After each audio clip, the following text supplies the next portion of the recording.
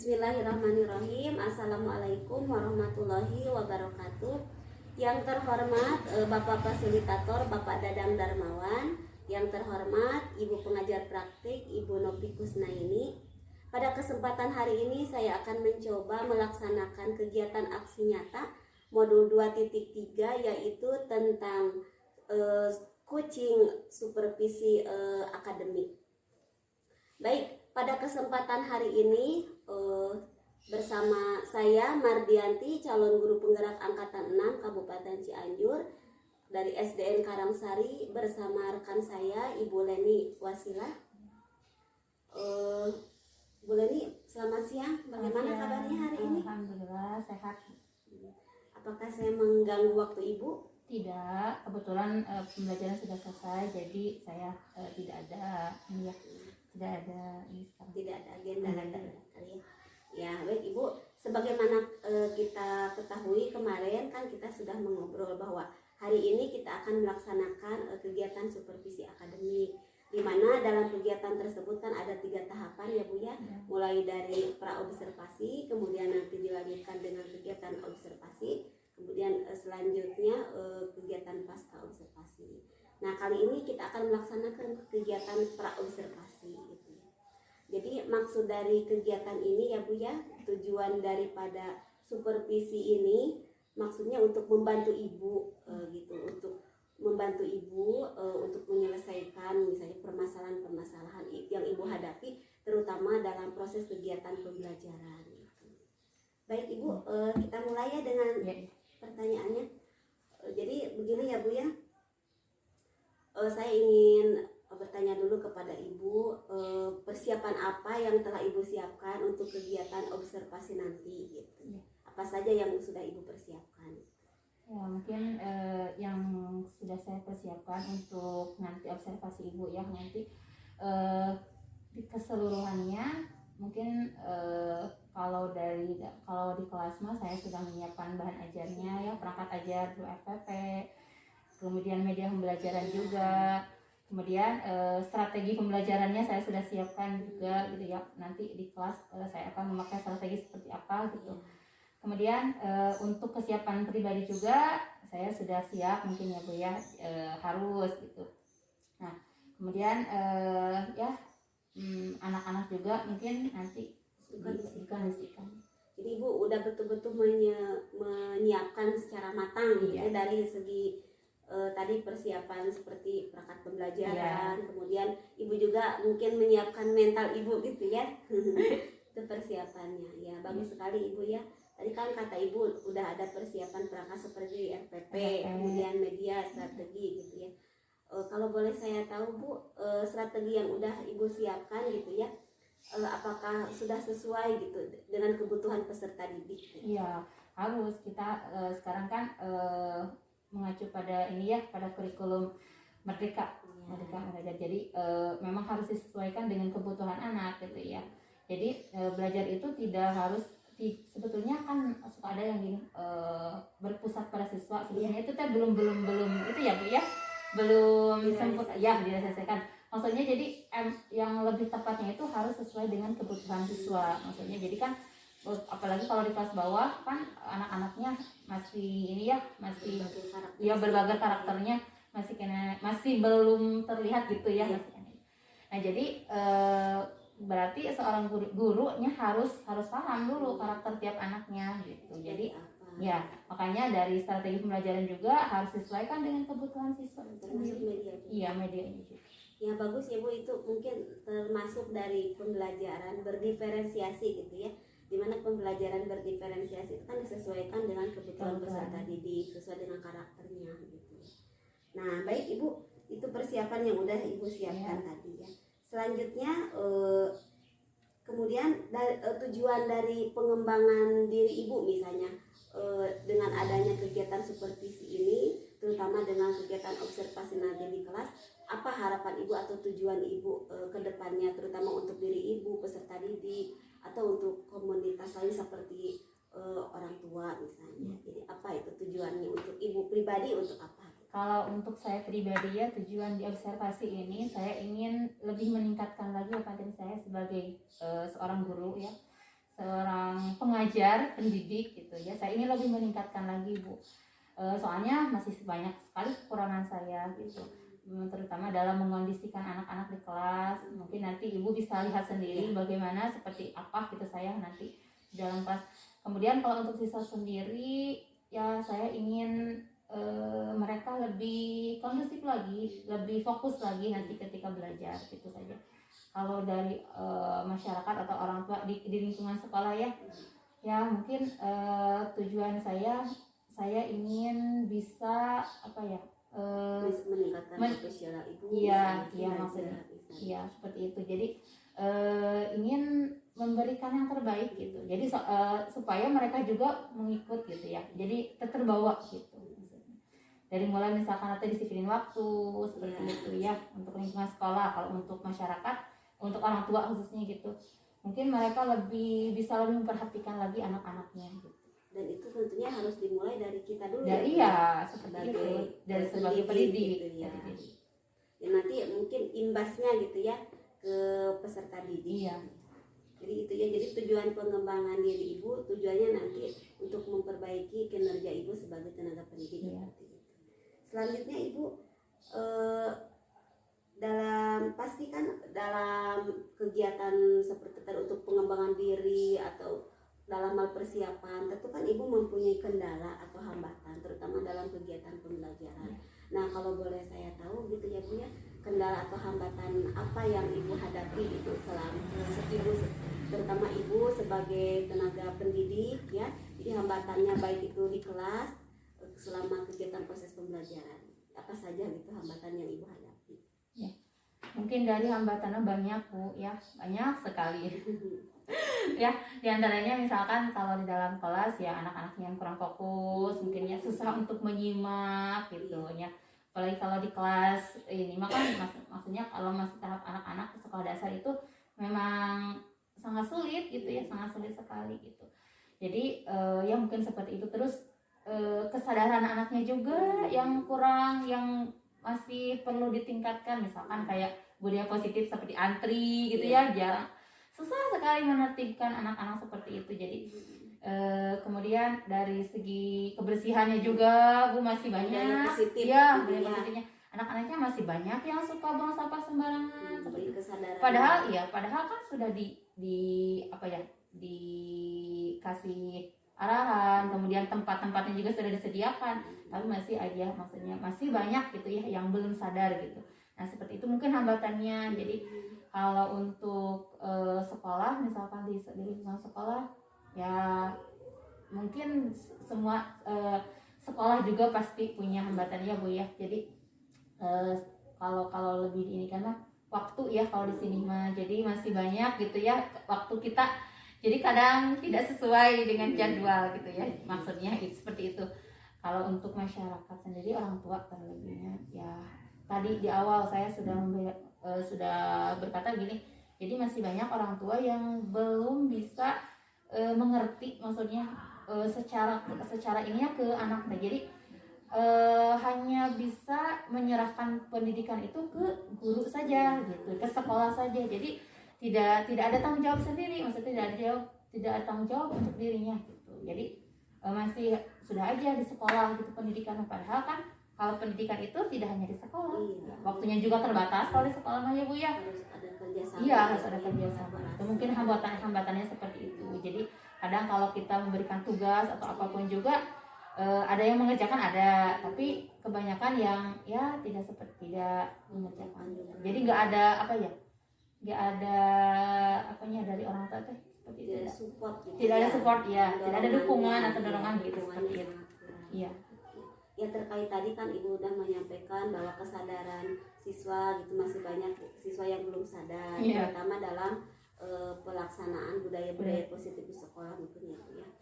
Nah dari permasalahan tersebut kan Ibu tadi udah menyebutkan juga itu mungkin terkait kepada KSE ya, keterampilan sosial emosional, di mana dalam keterampilan sosial emosional tersebut kan kesadaran diri. Jadi yang paling utama itu ada kesadaran diri juga. Kemudian tadi kata Ibu waktu juga, mungkin itu juga dari manajemen juga ya. Kemudian tadi dari orang tua juga kurang dukungan, berarti itu masuknya kepada hubungan relasi ya, bagaimana kita nanti meningkatkan. Nah, untuk hubungan tadi relasi ibu, kira-kira ibu bagaimana gitu cara mensiasati atau strategi ibu dalam menghadapi misalnya dukungan orang tua yang kurang mendukung, seperti apa ibu strategi atau menyikapinya? Ya, kalau untuk di daerah ya Bu ya kan belum seperti sekolah-sekolah di kota ya Bu ya, banyak ininya gitu. Tapi kalau untuk di daerah-daerah seperti ini kan kita cuma bisa menggunakan dengan fasilitas WA group seperti itu ya. Jadi masih dalam minim gitu di ini juga. Jadi saya mungkin suka menyediakan WA group kelas. Jadi saya memberitahu orang tua bagaimana perkembangan anak-anak, bagaimana yang harus ditingkatkan itu seperti apa untuk anak-anak mereka. Jadi saya suka memberikannya di sana, informasi itu di sana di grup itu. Jadi supaya ada perhatian juga sih terhadap orang tua yang masih ya kadang tidak ada respon atau apa gitu ketika sekolah memberikan informasi apapun. Jadi dalam lewat WA grup itu seperti itu mungkin ya secara tidak langsung juga mereka tersadar gitu. Jadi betul-betul memaksimalkan informasi ya. Seperti itu. Kemudian Bu, tadi terkait dengan kesadaran diri ya Bu ya, dimana kan faktor kesadaran itu kan faktor yang sangat penting sebetulnya. Terus bagaimana Ibu cara mengantisipasi atau solusi Ibu untuk menumbuhkan kesadaran peserta didik gitu? Ya. Kalau untuk seperti itu ya Bu, jadi kesadaran itu harus diawali dari diri kita sendiri ya. Kita ingin berbuat baik berarti harus dari diri kita sendiri. Kita harus dimulai dari diri kita sendiri. Kita harus dimulai mau menerapkan disiplin misalkan ya, berarti kita juga yang harus pertama kali disiplin. Waktu ke anak bisa aja kita jangan terlambat misalkan, tapi kalau kitanya juga terlambat ya itu tidak benar ya Bu ya. Jadi jadi strateginya mungkin yang pertama itu dari saya sendiri, dari guru itu sendiri. Dia mau berubah atau tidak, dia mau memberikan contoh yang terbaik atau tidak gitu. Jadi kalau berbicara tadi kata Ibu strategi apa yang mungkin kembali lagi saya pribadi, saya sendiri yang harus memperbaiki. Kemudian insya Allah nanti juga akan menularkan kepada yang lainnya. Ketika saya berkata harus disiplin waktu, harus membuang sampah sembarangan, harus membuang sampah pada tempatnya, misalkan gitu. Harus tertib, gitu, misalkan. Jadi mereka juga akan tertular, akan mengikuti maksudnya. Seperti magnet gitu. Ya, tadi kan udah Ibu sampaikan strategi Ibu seperti itu dimulai dari diri. Kalau misalnya ada tidak Bu, dari aturan dari sekolah atau misalnya melalui kegiatan pembinaan atau penyuluhan dalam bentuk program di sekolah misalnya seperti apa untuk menumbuhkan itu tadi budaya positif atau kesadaran diri, misalnya dari program apa di sekolah mingguan atau ada kegiatan apa di sekolah? Ya sering Bu diinformasikan, maksudnya kan kalau di sekolah itu kan ada program-program ya khusus gitu ya untuk binaan. Jadi secara keseluruhan tidak hanya per kelas gitu ya, seperti di waktu upacara misalkan ada momennya di acara kultum tiap hari Jumat, ada program ada. Kemudian untuk hari Sabtu gitu kan suka ada bersih-bersih dulu sekolah gitu ya untuk ini. Jadi mungkin di sanalah momen-momen itu ditumbuhkan atau diinformasikan dimaksimalkan melalui forum-forum seperti itu acara bendera gitu ya. Kemudian tadi kan kata Ibu menghadapi anak yang kurang fokus gitu ya Bu ya. Terus kemudian manajemen Ibu di kelas seperti apa gitu untuk menumbuhkan perhatian anak supaya anak lebih berminat lagi atau motivasi belajarnya semakin meningkat. Jadi Ibu istilahnya strategi yang Ibu siapkan secara maksimal gitu untuk menumbuhkan itu tadi supaya lebih fokus anak itu atau mindfulness-nya, kesadaran itunya betul-betul siap untuk belajar gitu, seperti apa? Ya mungkin kalau secara keseluruhan sulit juga ya Bu ya untuk mengkondisikan apalagi kalau kelas bawah, tapi ya kalau kita maksimal memberikan yang terbaik untuk anak jadi insya Allah. Nah saya suka setiap hari itu mencari bahan yang yang sifatnya supaya menyenangkan gitu. Pembelajaran yang saya berikan itu menyenangkan untuk anak. Jadi supaya mereka tidak jenuh juga, tidak kreatif seperti itu ya. Jadi tidak membosankan gitu. Jadi supaya anaknya juga terbawa aktif seperti itu. Yang mungkin salah satunya kita harus membuat strategi pembelajaran yang betul-betul sesuai dengan kebutuhan anak tadi.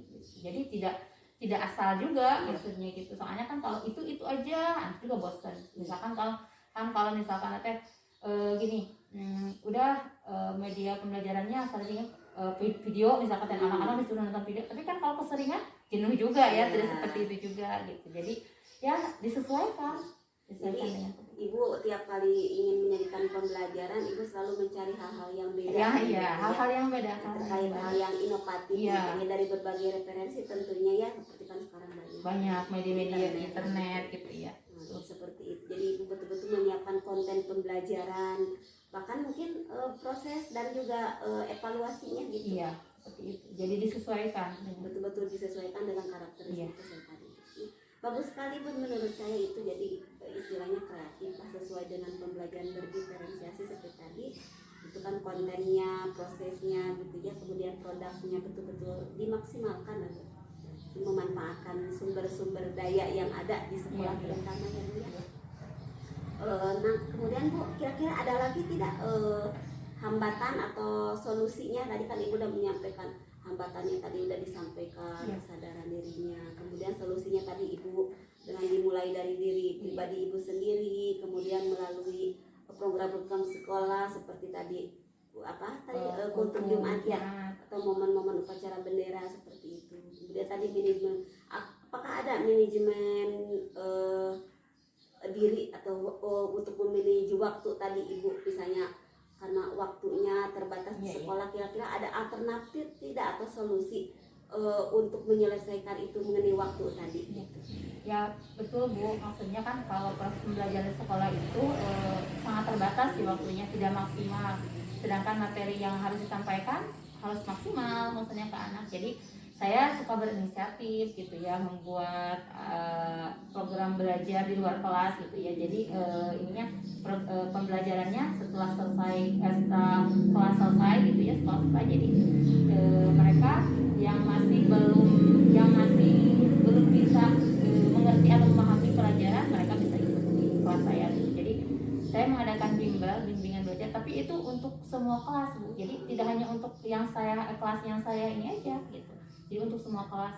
Jadi supaya mereka juga terbantu gitu. Tapi itu dilaksanakannya kegiatannya di sekolah atau di luar sekolah? Di luar sekolah, di rumah kebetulannya maksudnya. Jadi Ibu membuat jadwal khusus? Iya, jadwal khusus. Ya, tiap hari itu bergantian tiap kelasnya gitu. Jadi tidak sama gitu jadwal waktunya. Jadi saya mah seminggu itu full untuk mengajar aja. Mungkin malam aja istirahatnya gitu ya. Ya untuk memaksimalkan pembelajaran kita kan di sekolah gitu. Jadi mereka kan kalau di sekolah ya terbatas saja gitu, seperti itu waktunya. Tapi Bu, kan Ibu tadi melaksanakan pembelajaran di luar sekolah ya, seperti bimbel les seperti itu ya. Nah itu dilaksanakannya daring atau luring gitu? Luring, ya langsung tatap muka. Jadi anak-anak datang ke rumah ya gitu. Antusiasnya bagus Bu, iya banyak alhamdulillah ya. Tapi kan mungkin Ibu merasa ini juga merasa lelah juga kan ya. Begitu pulang sekolah langsung lagi menghadapi anak-anak lagi mengajar di rumah. Jadi waktu istirahat Ibu betul-betul terpakai untuk kegiatan tersebut. Nah bagaimana maksudnya bagaimana Ibu sendiri menyikapi hal itu? Ya capek pasti ada Bu, lelah gitu ya, tapi kembali lagi karena saya sudah bertekad dari dalam hati saya ingin menjadi seorang pendidik gitu ya, ingin jadi seorang guru yang memberikan yang terbaik untuk anak-anak didik saya. Jadi ya harus dimaksimalkan seperti itu. Jadi waktu pun harus saya korbankan seperti itu. Jadi pengorbanan. Ya harus ada. Kalau kita ingin sesuatu yang baik, ingin suatu keberhasilan, ya harus ada pengorbanan mungkin. Mungkin dari sanalah saya berkata, oh iya, yang harus saya korbankan ya waktu saya mungkin, tenaga ya seperti itu. Ya betul-betul dikorbankan. Iya. Dan memang ya Bu ya, memang tidak ada sesuatu yang mudah. Iya, tidak ada sesuatu yang mudah. Intinya harus ada pengorbanan. Betul. Ya betul sekali, cukup menarik ya Bu ya perbincangan kita, apalagi tadi terkait dengan mengenai kegiatannya, proses Iya. pembelajaran terkait dengan manajemen waktu gitu, kesadaran diri, budaya positif itu sangat menarik menurut saya. Kemudian kira-kira Bu, kapan rencana kita untuk melaksanakan nanti Ibu gitu? Apakah Ibu udah menentukan waktunya untuk melaksanakan kegiatan observasi, mau dilaksanakan kapan gitu? Mungkin untuk pelaksanaan observasinya besok aja Bu ya, jadi langsung Oh, aja iya. ya. Jadi supaya cepat aja gitu maksudnya ininya ya. Kemudian materi yang sudah Ibu siapkan untuk kegiatan observasi besok, Iya. alat peraganya, strategi sudah. udah disiapkan. Sudah Kalau disiapkan. boleh saya tahu itu materinya tentang apa Bu? Materinya mungkin tentang bahasa Indonesia, kebetulan saya bahasa Indonesia dengan matematika ya Bu ya. Jadi materinya tentang meminta ungkapan, membuat suatu kalimat ungkapan gitu ya anak-anak. Kebetulan materinya tentang masih dalam konteks di sekolah, meminta pertolongan kepada siapa, kepada rekan sekolah, rekan-rekannya, kepada yang lainnya misalkan gitu ya, untuk meminta pertolongan. Kemudian kalau untuk matematikanya mungkin kehidupan sehari-hari mereka belajar konvensi satuan tentang mengukur suatu benda gitu. Oh iya. Mengukur benda. Gitu. Kayak satuan Panjang sentimeter ke meter, Iya. atau meter ke sentimeter. Oh, jadi ibu udah mempersiapkan materinya, bahan ajarnya, kemudian medianya udah disiapkan juga. Kalau boleh saya tahu medianya seperti apa Bu nanti? Apa berupa gambar, video, apa seperti apa? Mungkin untuk besok mah saya sudah menyediakan media-media berupa gambar Bu ya, gambar-gambar benda gitu, untuk mereka mengukur bendanya. Kemudian poster-poster yang ungkapan-ungkapan seperti apa, contoh-contohnya, supaya mereka nanti terlatih juga untuk membuat ungkapan meminta tolong kalau suatu ketika mereka meminta pertolongan. Nah seperti itu mereka harus bisa membuat atau mempraktekkan meminta pertolongan dengan bahasa yang baik dan santun seperti itu. Kalau untuk ini Ibu, untuk LKPD-nya, untuk evaluasinya udah disiapkan juga? Sudah disiapkan juga. Berarti Ibu udah siap lah, udah persiapannya udah matang gitu. Ya baik, barangkali Ibu itu saja ya. Untuk persiapan besok udah.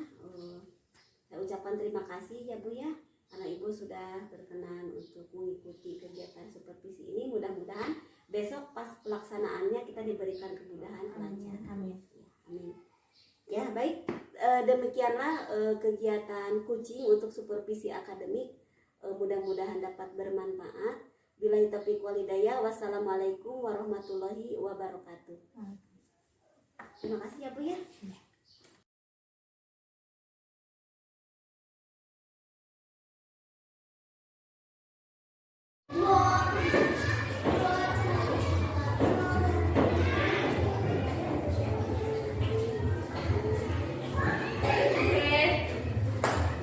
Ulang ya. Selamat pagi semuanya. Bagaimana kabar kalian hari ini? Alhamdulillah. Sudah siap belajar hari ini? Siap. Siapa yang gak hadir? Yang gak? Yang gak? Terus namanya siapa? Alia, Anissa. Sakit? Mereka sakit? Mereka sakit? Ada yang udah? Kan kemarin habis imunisasi nih, jadi kalian juga harus jaga kesehatan ya. Jangan sampai sakit ya.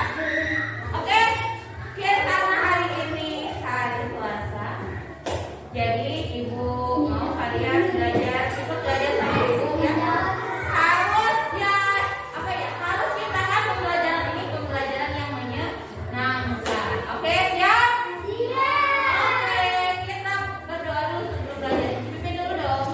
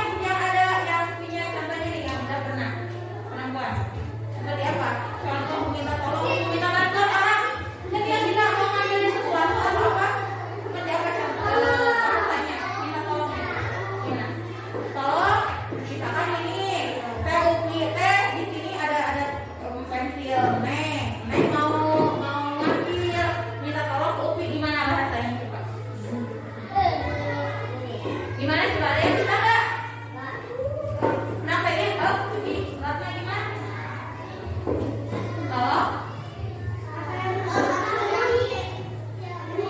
Tolong ambilkan, misalkan tolong ambilkan pensil. Nah gitu tuh, Upi, tolong ambilkan pensil Neng, misalkan. Nah seperti itu kita tolong ya, dengan bahasa yang baik. Nah kalau misalkan kita nih di rumah nih.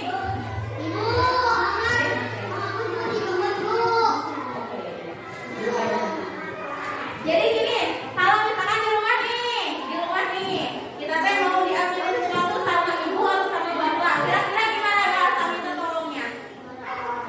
Seperti apa, misalkan teh mau diambilin buku atau diambilin tas, kita teh gimana minta tolongnya? Bukan terima kasih, minta tolongnya bahasanya gimana? Tolong saya potong.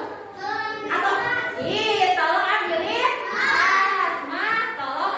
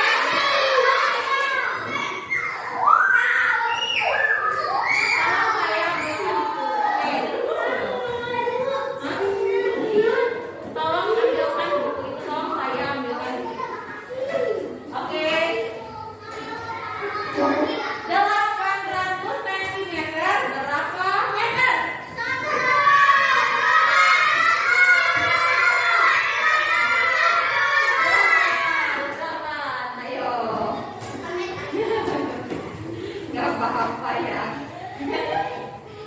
Oke, terima kasih.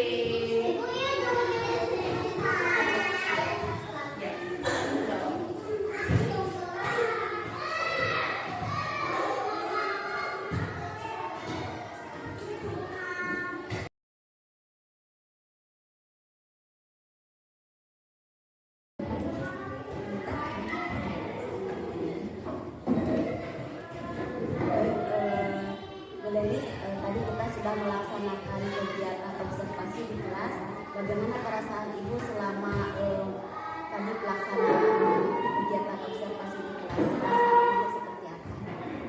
Ya, untuk pelaksanaan observasi tadi ya Bu ya, sangat luar biasa, sangat menyenangkan juga, tertantang juga gitu ya. Jadi ya alhamdulillah saya jadi bisa tahu misalnya apa yang ada kelebihan dalam diri saya, kekurangan dalam diri saya juga. Jadi saya maksudnya nanti kekurangan saya mau ditingkatkan lagi. Jadi Ibu kedepannya mencoba untuk meningkatkan lagi, Iya. intinya supaya pembelajarannya lebih bagus, lebih menarik lagi. Bagaimana filosofi gitu ya dari pelajaran pembelajaran yang lebih kepada anak oleh peserta didik. Di perasaan Ibu sangat tertantang gitu ya, dan juga menyenangkan ya Pak ya. Kemudian bagaimana respon peserta didik itu tadi menurut Ibu ketika Ibu tadi melaksanakan pembelajaran di kelas? Responnya sangat luar biasa juga Bu. Mereka menikmati pelajaran meskipun ada beberapa anak yang ini ya yang susah diarahkan ke dalam proses itu, tapi ya secara keseluruhan mereka mengerti, mungkin mengerti untuk saat itu apa yang saya sampaikan juga, sehingga mereka bisa mengerjakan apa yang saya evaluasi. Jadi memang menurut Ibu ada tidak perbedaan antara pembelajaran yang sudah dipersiapkan sebelumnya dengan pembelajaran yang istilahnya tanpa persiapan? Ada tidak menurut Ibu? Sangat berbeda sekali, ada perbedaannya banyak sekali perbedaannya. Jadi kalau yang belum dipersiapkan itu pembelajaran yang belum disiapkan misalkan dari mulai bahasa aja atau apapun, jadi soalnya kita teh mungkin pas pertama bisa ya, cuma pas nanti ke intinya itu kan apa lagi ya, gimana ya gitu kan, seperti itu. Kalau beda lagi kalau sudah dipersiapkan itu akan sesuai dengan alurnya, sudah bagian ini yang kami sampaikan. Jadi intinya ada perbedaan ya antara pembelajaran yang sudah dipersiapkan didesain ya lupa dengan pembelajaran yang istilahnya ada persiapan.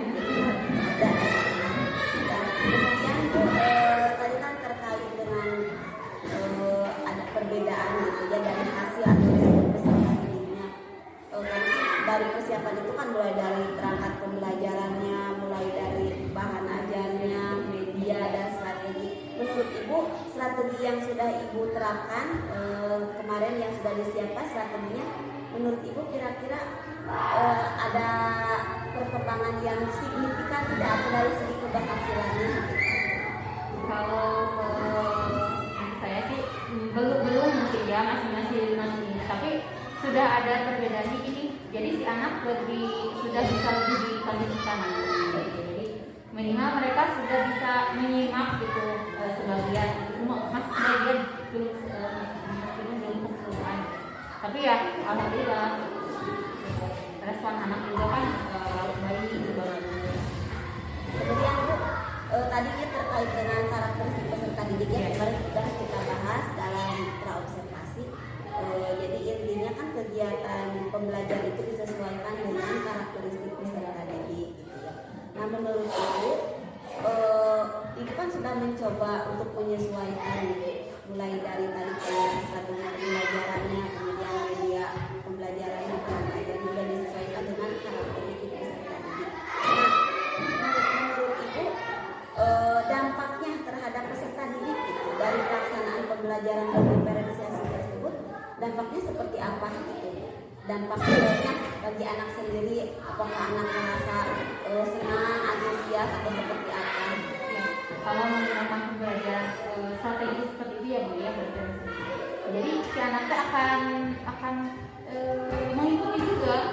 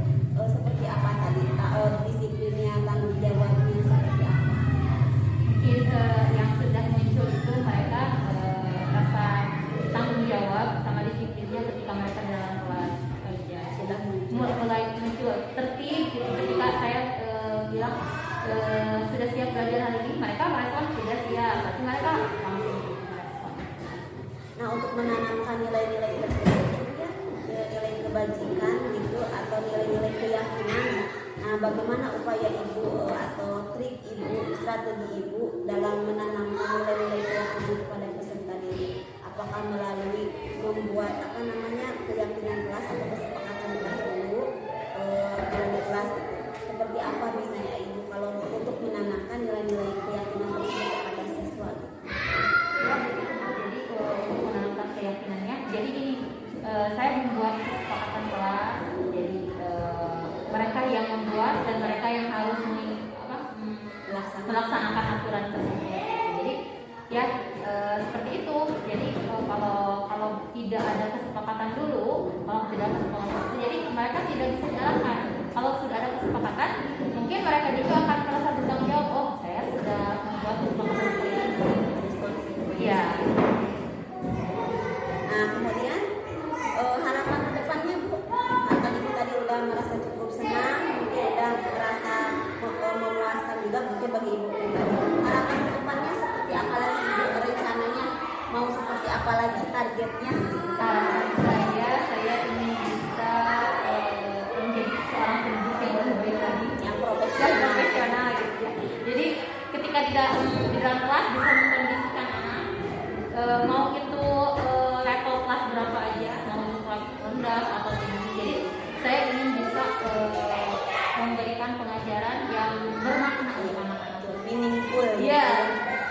Ya, betul sekali Bu, bahwa kan keberhasilan satu pembelajaran itu kan tolak ukurnya ya Bu, bukan hanya dilihat dari nanti hasil evaluasi, tapi salah satunya dapat mengkondisikan siswa. Itu intinya seperti itu kan, bagaimana kita mengkondisikan siswa supaya siswa itu sendiri kan mindfulness-nya nanti muncul ketika sedang belajar, sehingga dia mempunyai kesadaran diri bahwa dia merasa betul-betul butuh, dia merasa butuh dengan pelajaran gitu ya, atau motivasi Inggris itu muncul seperti itu. Ya, bagus sekali ke depannya.